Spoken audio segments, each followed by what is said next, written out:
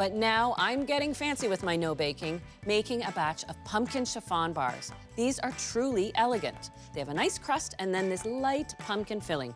I need to start with the crust first. And like a cheesecake, it has a graham cracker base. First, I'll measure 1.5 cups of graham cracker crumbs. I want to add some spices into the crust, 1/2 teaspoon of ground cinnamon, and my 6 tablespoons of melted butter. And I just pour that in. I'll put it in my 8-inch square pan. I've lined it with parchment, and then press it flat. You know what? There are a lot of great reasons to make a no-bake dessert like this, especially at holiday time. Maybe you're craving pumpkin pie. Maybe you want to serve something a little more creative. Or maybe, quite practically, your oven is already full. You have no space. This solves your problem. So even though I'm not baking the crust, I do want to chill it to set up that melted butter.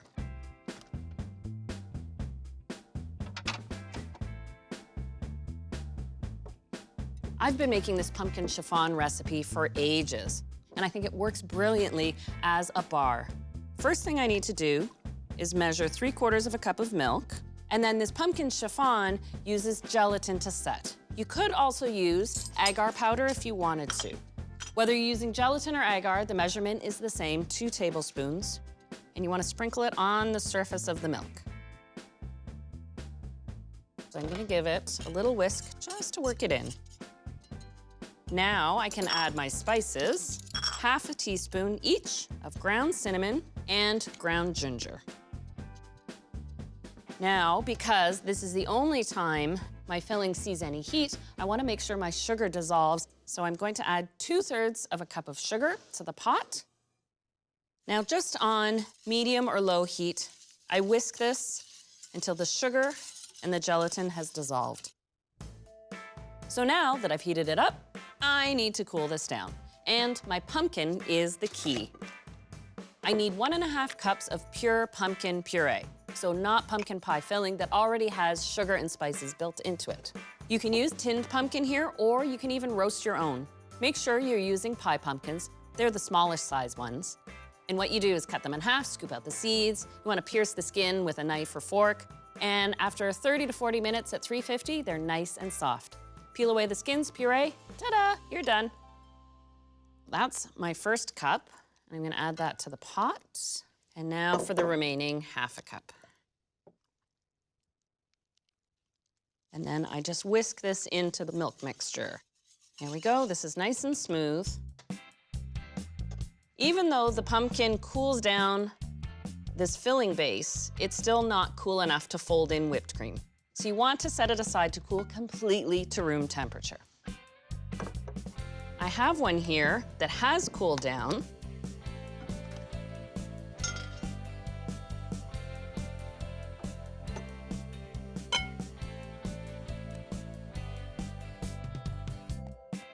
What I did was took 1¼ cups of whipping cream and whipped it up to a soft peak.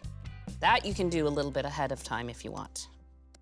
And now I'm just gently folding in that whipped cream into the pumpkin base. So it really is like a pumpkin mousse, but I find it's a little more velvety. Now I'll pour the pumpkin chiffon over the chilled crust, spread it around. You know what will make the perfect topper? Praline pecans. Oh, they're so sweet and crunchy and easy to make. Now, if you're making any type of praline nut, you want to get all of your components ready.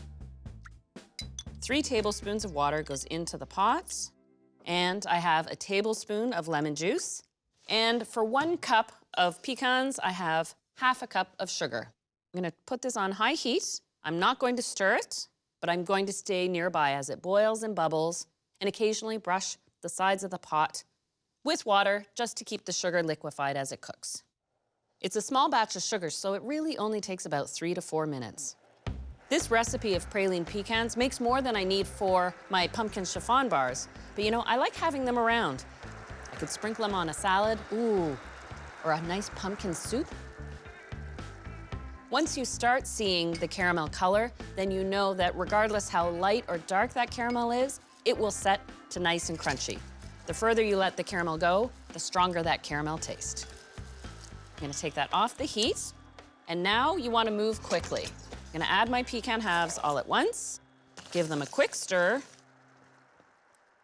and then I have my parchment-lined pan, and I'll tip them out and try and spread them as much into a single layer as I can. Now you want to let this cool completely to room temperature. Then they'll keep for weeks in an airtight container. And I have some here cooled. Ha-ha! Look at that. So what I do is I break off what I need, and I store it broken in pieces like this. But for the sake of the pumpkin chiffon bars, I want a nice fine sprinkling on top.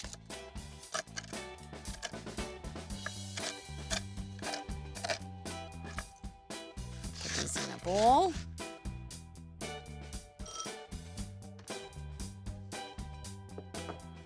This is why you have the parchment come up the sides. Peel away parchment.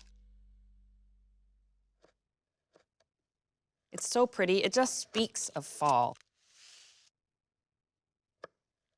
Look at that gorgeous set. With a sprinkling of praline pecans on top, you have a nice hit of sweet crunchiness. Now, if you think you want to get ahead and sprinkle the whole top of the pumpkin chiffon bars with the praline pecans and put it back in the fridge, I don't advise that.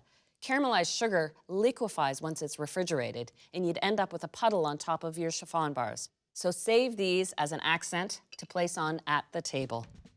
And doesn't this look just so stunning? You've got that graham cracker layer, the fluffy pumpkin that's got all the spices worked into it. Amazing. And with the crunch of the sweet praline pecans on top, this is something special.